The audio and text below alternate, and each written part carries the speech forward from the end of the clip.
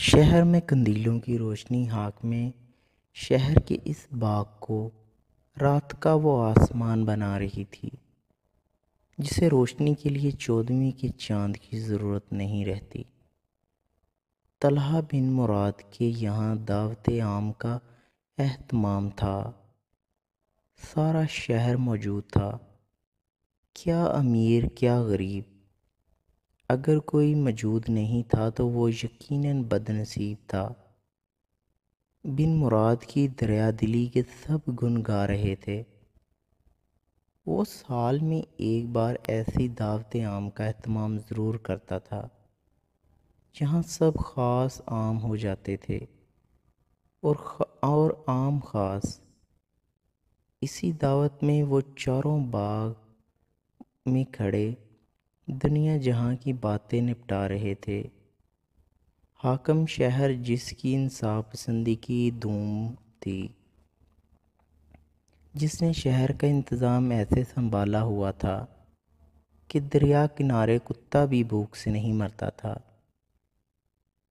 کوئی گھر ایسا نہیں رہا تھا جہاں خوشحالی کا راج نہیں تھا۔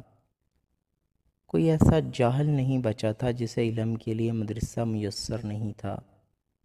شہر میں پانی کا ایسا انتظام تھا کہ کیا نیل کے کنارے ہوگا۔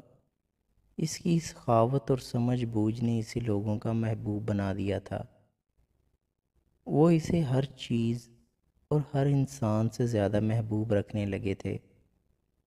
میں صالح نوجوان تاجر جو ابھی کچھ دن پہلے بصرہ واپس آیا تھا، وہ شہر کے لوگوں میں کچھ اس لیے بھی زیادہ مقبول تھا کہ وہ اپنے ساتھ ایسے ایسے دلچسپ قصے کہانیاں لایا کرتا تھا کہ دل موہ لیا کرتا تھا۔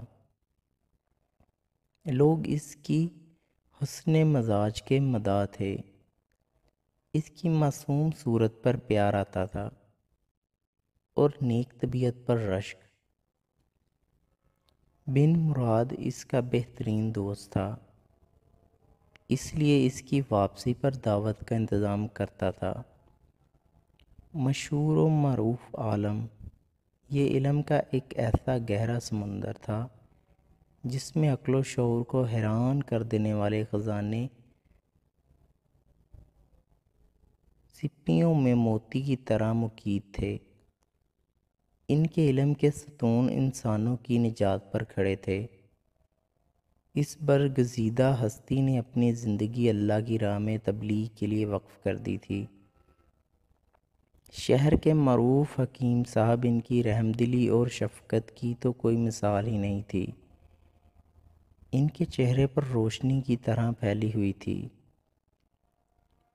موت کی راہ پر نکلی سانسوں کو زندگی کی تھپکی دیتی تھی۔ ان کا حکمت برا علم بیماریوں کو نئی امید دیتا تھا۔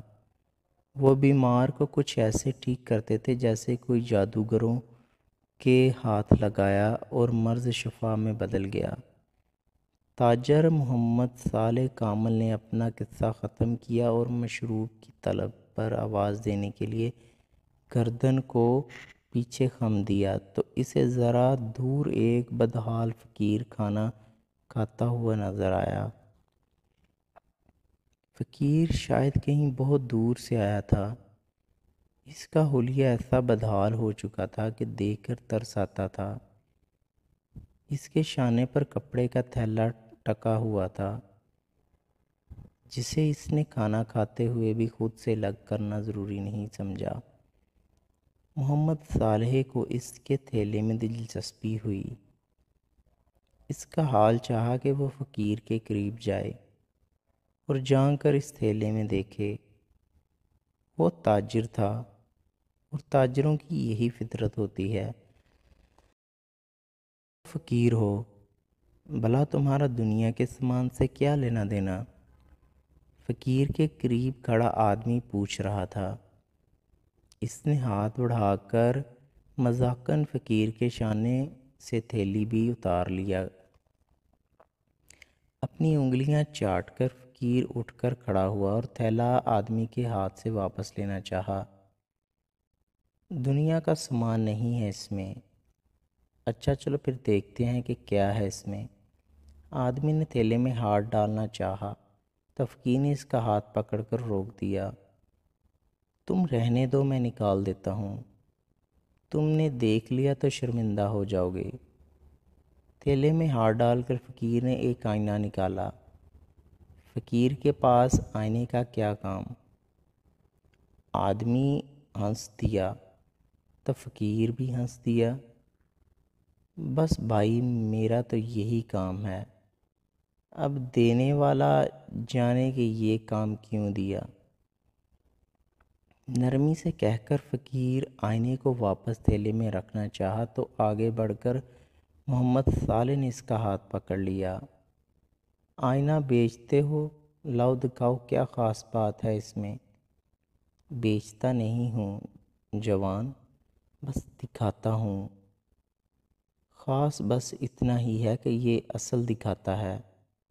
فقیر کے انداز میں کچھ ایسی سچائی اور جلال تھا کہ جہاں تک اس کی آواز گئی وہاں تک سناٹا پھیل گیا۔